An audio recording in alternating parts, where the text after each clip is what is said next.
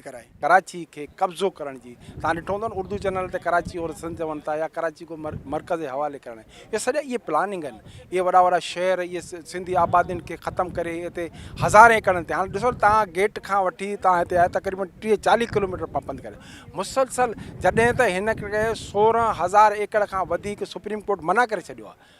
त बाबा तव्हां थोरा लखें एकड़ ज़मीन खणी वियो आहे। इन में पीपल्स पार्टी मुलविस आहे ऐं पीपल्स पार्टी बाक़ाइदा सिंध असेंबली मां करारदाद मंज़ूर कराए ॾिसो न ज़मीन जी लेन देन रेवेन्यू डिपार्टमेंट में थींदी आहे का तव्हां वञी पंहिंजो खातो रेवेन्यू मां चेंज करायो लेकिन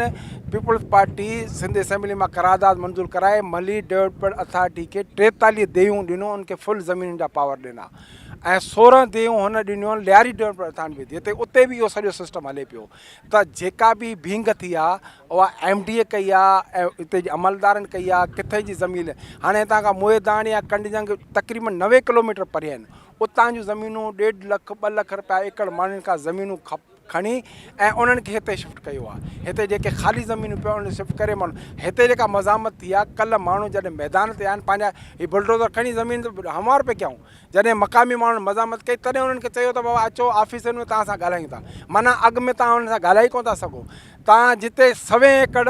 300-400 एकड़ ज़मीन जंहिंजी खयाऊं आहे उन्हनि वटि अॼु रोज़े खोलण लाइ खजूर खां अलावा कुझु बि न आहे। अगरि उन्हनि खे पैसा ॾिना त ज़मीन हुजनि उन बंगला हुजनि गाॾियूं न कंहिंखे मोटरसाइकिल ॾिनो आहे कंहिंखे कुझु पैसा ॾिनो आहे बाक़ी सॼी त भींग करे कब्ज़ो करे ऐं उन में पीपल्स पार्टी जा MPA MNA सिंध